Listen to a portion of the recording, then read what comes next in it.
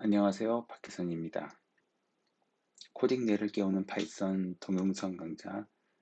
오늘은 17강이고요. 클래스와 객체 지향 프로그래밍에 대해서 알아보도록 하겠습니다. 책에서는 10장에 해당되는 내용입니다. 지난 시간에 저희가 파이썬 예외 처리 방법과 그다음에 어서트문에 대해서 알아보았죠. 이번 시간은 파이썬 프로그래밍 그리고 또 요 현대적인 대부분의 모든 프로그래밍 언어의 핵심인 클래스와 객체 지향에 대해서 알아보도록 하겠습니다. 저희가 4강에서 아마 그 명령형 프로그래밍을 언급할 때 절차적 프로그래밍과 객체 지향 프로그래밍을 설명드렸고요. 파이썬은 객체 지향 언어라고 이렇게 말씀드렸죠. 물론 절차적으로도 코드를 작성할 수 있습니다. 이 절차형 프로그래밍에 대해서 다시 한번 살펴보면 이렇게 저희가 함수를 정의하고 그 다음에 이 함수에 어떤 데이터 A를 넣어서 처리를 한 후에 그다음에 새로운 데이터 new A를 이렇게 반환받는 이런 방법이 바로 일반적인 절차형 프로그래밍입니다. 그래서 어떤 데이터를 처리하는 로직과 데이터 A와 A가 이렇게 분리되어 있는 서로 동떨어져 있는 형태를 띠고 있죠. 우측에 있는 그림처럼 데이터 A를 함수에 넣고 그러면 결과로 데이터 A 다시가 변환돼서 나오는 것을 볼 수 있습니다. 직관적으로 이해하기 굉장히 좀 쉽습니다. 근데 객체 지향 프로그래밍은 이 절차형 프로그래밍과 약간 조금 이제 개념이 달라지는데요. 다음 슬라이드에서 저희가 한번 보면 객체의 오른쪽에 있는 객체 1과 그 다음에 객체 2가 있는데요. 이 객체의 함수와 데이터가 각각 달라붙어 있는 것 같은 이런 모습을 하고 있습니다. 그래서 객체가 함수와 데이터를 포함하고 있다라고 생각할 수도 있고요. 또는 함수와 데이터를 감추고 있다라고 이렇게 볼 수도 있습니다. 그래서 음, 이전 슬라이드에서 절차적 프로그래밍에서는 데이터와 함수를 각각 따로 분리해서 프로그램 코드에 관리를 하고 데이터를 처리했었는데요. 객체 지향 프로그래밍에서는 객체 안에 걸 한꺼번에 집어넣고 객체를 가져다니면서 데이터와 어떤 처리를 수행하는 그런 스타일로 구성이 되어 있습니다.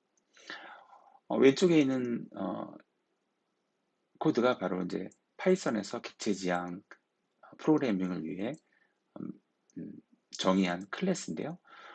보통 저희가 객체를 정의할 때 클래스를 정의한다고 하고요. 대부분의 프로그래밍 언어들이 클래스를 정의해서 사용하고 있습니다. 가령 저희 지금 토이라는 어떤 클래스를 정의했는데요.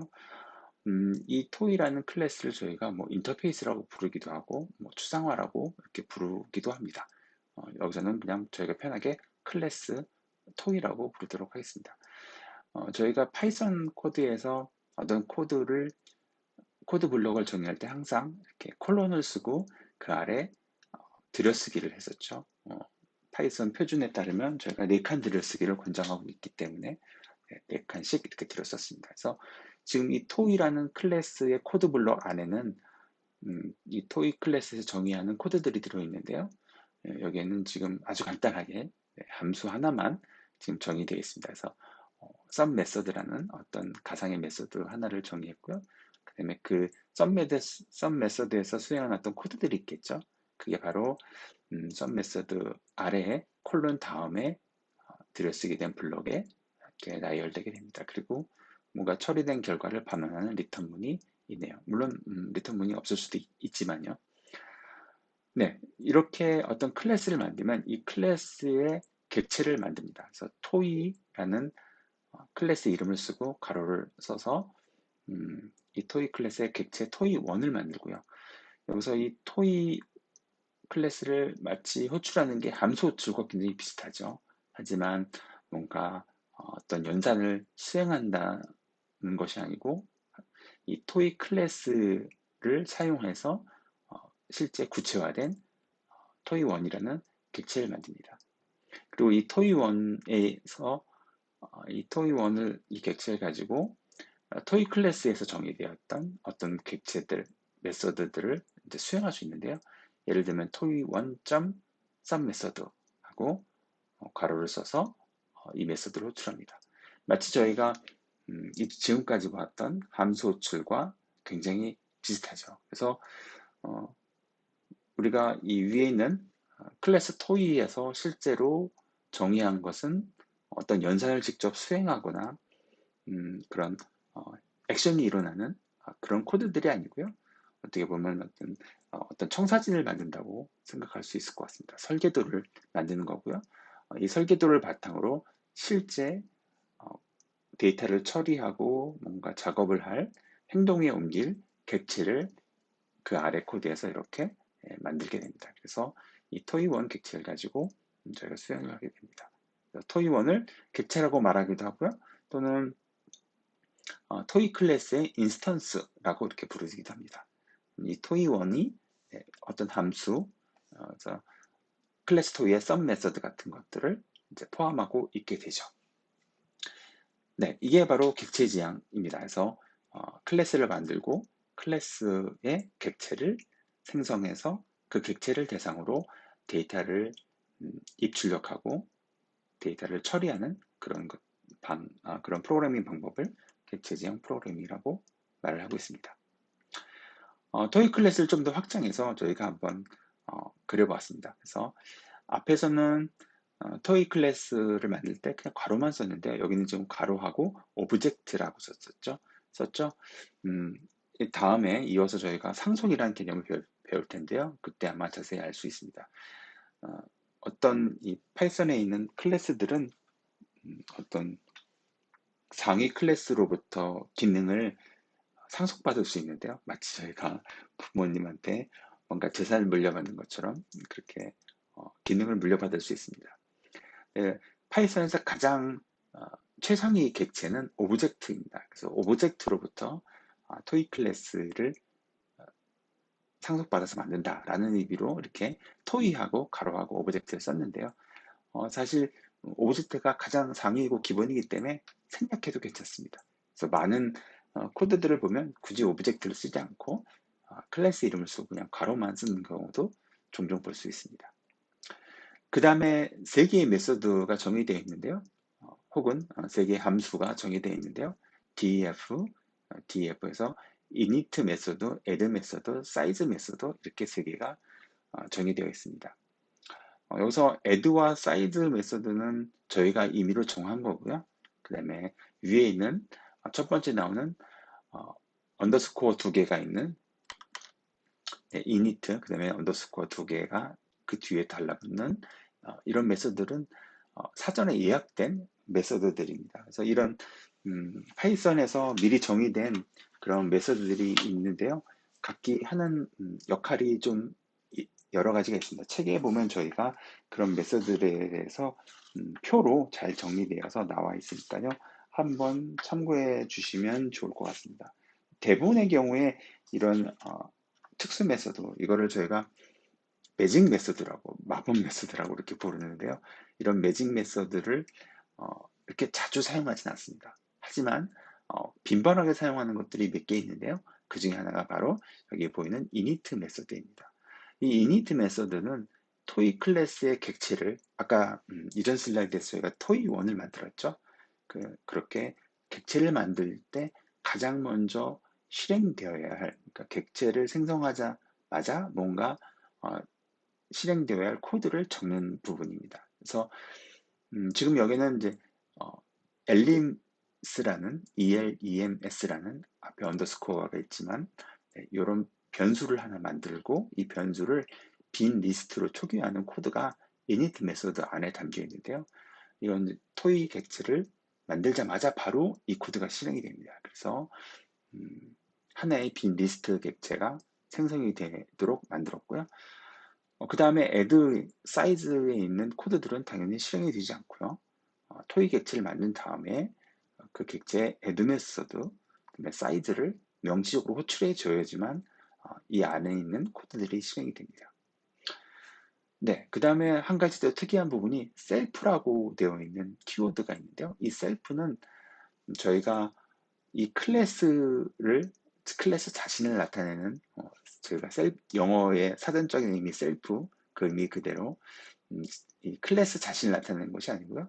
이 클래스로 객체를 만들었을 때 그 객체의 자신을 나타내는 용어입니다. 그래서 이 토이 클래스를 객체를 만약에 토이1을 만들면 그 토이1 객체의 그 객체 자신의 변수 엘림스에다가 빈 리스트를 만든다라고 이렇게 생각해 주시면 될 것 같아요. 그래서 클래스에 있는 모든 메소드의 첫 번째 매개 변수는 항상 셀프가 됩니다. 셀프가 다 들어가 있는 걸 볼 수 있고요.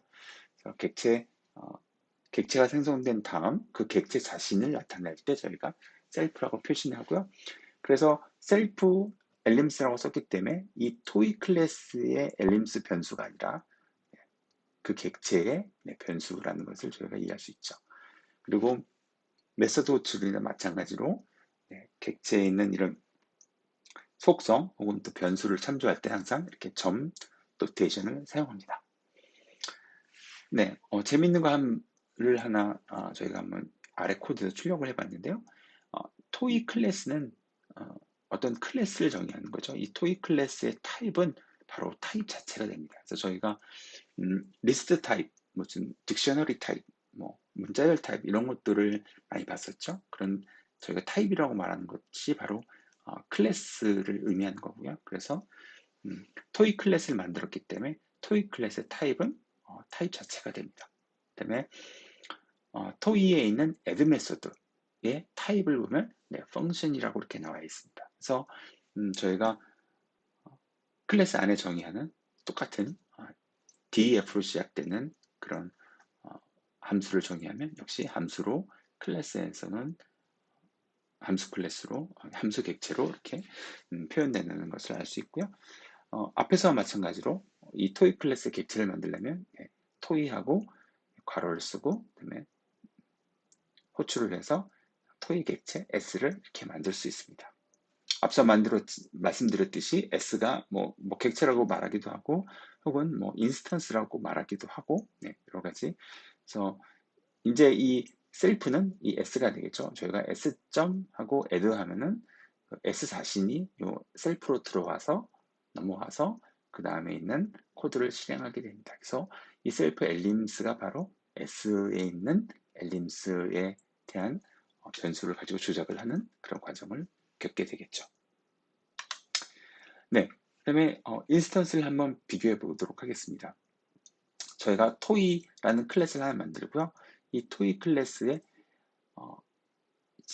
앞에서는 그냥 저희가 바로 토이 클래스를 괄호를 열어서 호출을 했는데 이번에는 토이 클래스의 객체를 만들 때 매개 변수를 하나 넘기도록 하겠습니다. 이름인 이 토이의 제조사인을 문자열로 넘기는 건데요. 이렇게 클래스의 객체를 만들 때 매개 변수를 넘기려면 init 메소드에 입력받을 매개 변수 리스트를 적으면 됩니다. 여기서 지금 제가 간단하게 make라는 매개 변수 하나만 넣었고요.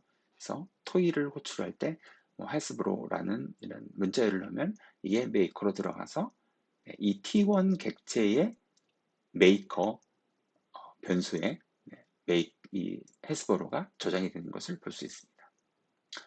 그 다음에 타입 이 T1의 이제 타입을 보면 앞에서는 토이의 타입은 타입이었죠 그냥. 근데 이제 T1은 이 토이 클래스의 객체이기 때문에 토이라고 이렇게 출력되는 것을 볼 수 있고요.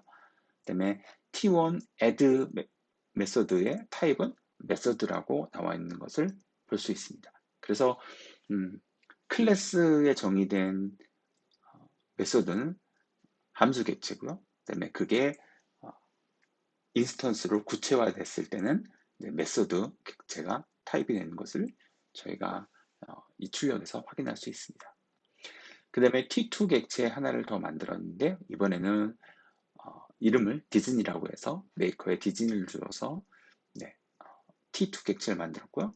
이 T1과 T2 객체를 같은지 저희가 출력하는 프린트 문을 한번 쓰면 is 메소드는 연산자는 두 객체가 같은지를 동등성을 비교하는데요.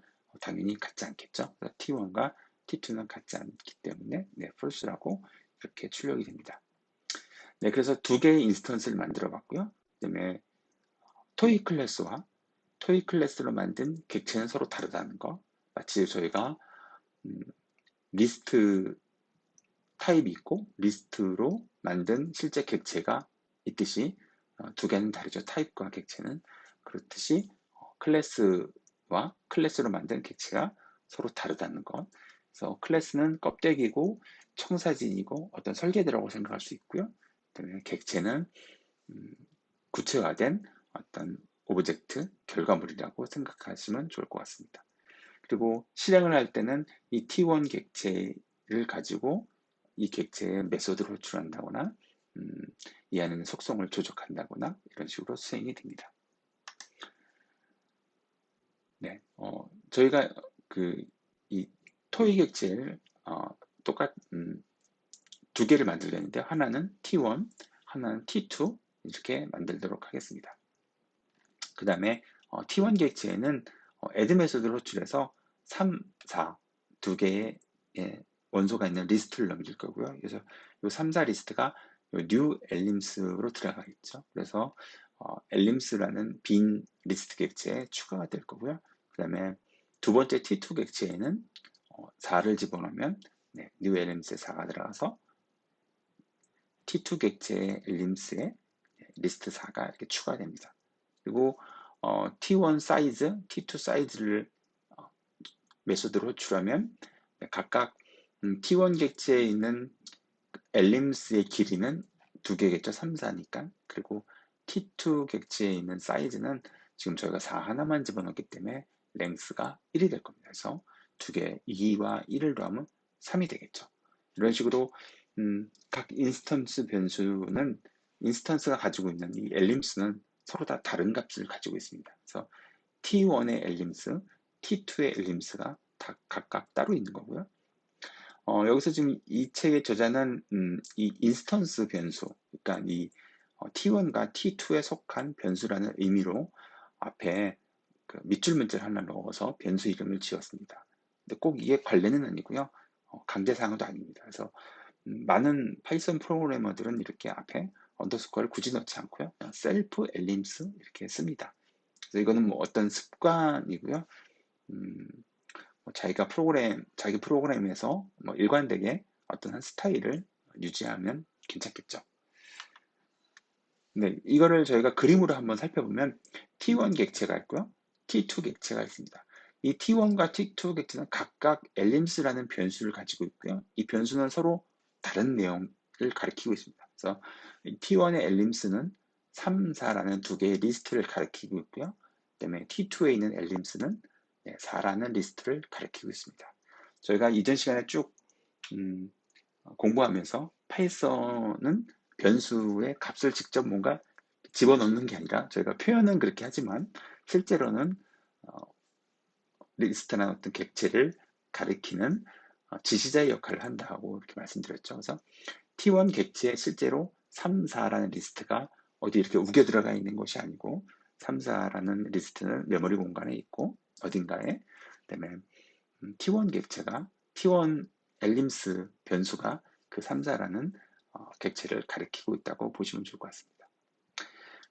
T1과 T2는 각각 엘림스를 가지고 있지만 add와 size 메소드는 직접 포함하지 않고 있고요. 토이 클래스에 있는 add와 size 메소드를 사용합니다. 네, 그래서 저희가 이 그림에 나와 있듯이 네, add와 size가 이렇게 회색으로 표시되어 있고요.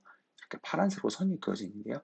만약에 제가 T1에 add를 호출하면 네, 토이에 있는 add 메소드 함수가 호출돼서 실행되고 결과가 반환되는 과정을 거칩니다.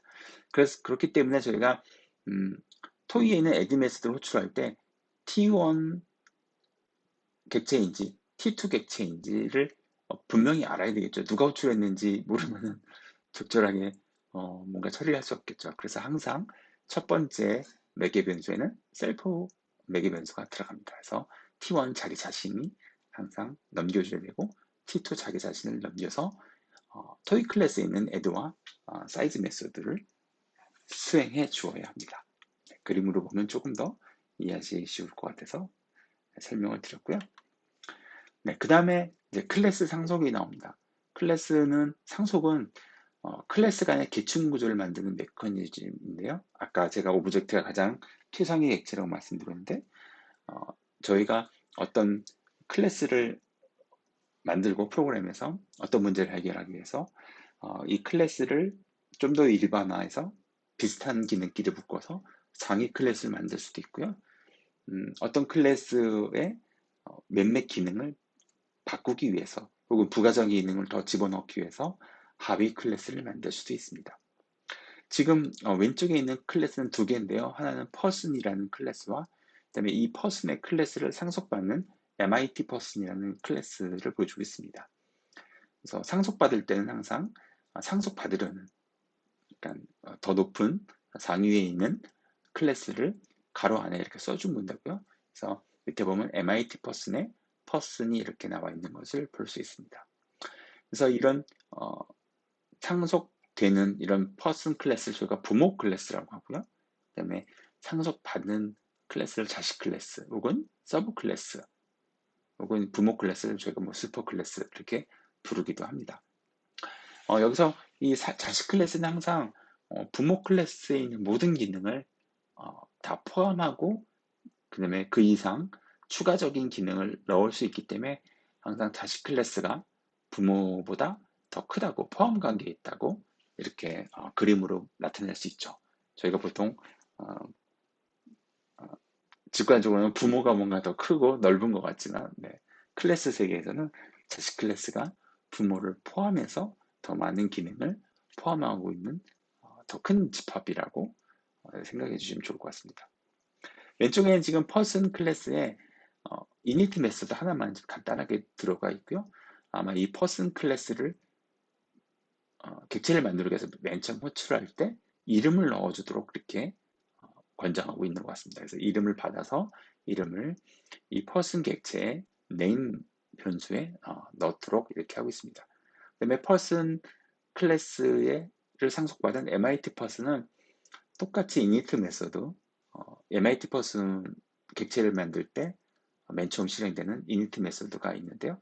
그 안에 보면 슈퍼 괄호하고 그다음에 init 하고 name 이렇게 써 있는데요. 이 슈퍼 괄호 이 슈퍼 메소드가 호출하는 것이 가리키는 것이 바로 네, person입니다. MIT person의 상 어, MIT person이 상속받는 슈퍼 클래스를 의미하는 거고요. 이 슈퍼 클래스의 init 메소드를 호출하라는 의미입니다. 그래서 저희가 이렇게 부모 클래스에도 있는데 자식 클래스에도 동일한 메소드가 있는 경우를 저희가 부모 클래스를 자식 클래스가 오버라이드 했다라고 이렇게 표현을 많이 합니다. 덮어 쓰는 거죠, 한마디로.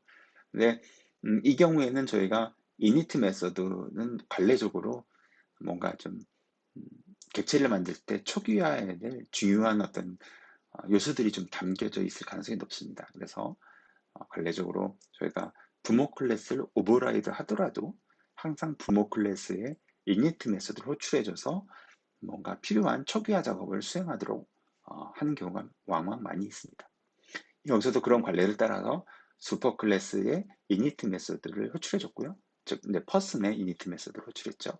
그 다음에 이제 자기 자신, 이 MIT person의 초기화 작업을 하겠습니다. 그래서 self inom이라는 이 MIT person의 객체의 속성 변수, 인스턴스 변수에 어떤 값을 넣었냐면 MIT person.next id num이라는 걸 넣었는데요. 지금 이게 MIT person이 클래스 이름이거든요. 클래스 이름에 함수가 아니고 클래스 바로 이 코드 블록과 동일한 인덴트 들여쓰기에 next id num이라는 변수를 정의해서 0으로 이렇게 초기화했습니다. 이게 바로 저희가 클래스 변수라고 하는 건데요. 아까 앞서 저희가 말씀드렸듯이 self.idnum 이런 식으로 쓰면은 이 idnum 변수는 이 MIT person에 들어가 있는 변수가 아니라 MIT person으로 객체를 만들었을 때 그 객체의 변수가 되는 거죠. 네. 그래서 이 id 인원 변수는 실제로 이 클래스에 속한 것은 아닌데요. 하지만 이렇게 저희가 함수가 아니라 함수 윗부분에 혹은 다르게 표현하면 이 클래스 정의 바로 아래 첫 번째 들여쓰기 부분에 변수를 정의하면 이 클래스에 속한 변수, 그래서 클래스 변수가 됩니다. 이 클래스 변수는 를 정의하는 거는 이제 이 클래스로 어떤 객체를 만들었을 때 그 객체들이 모두 다 한 변수의 값을 참조했으면 좋겠다.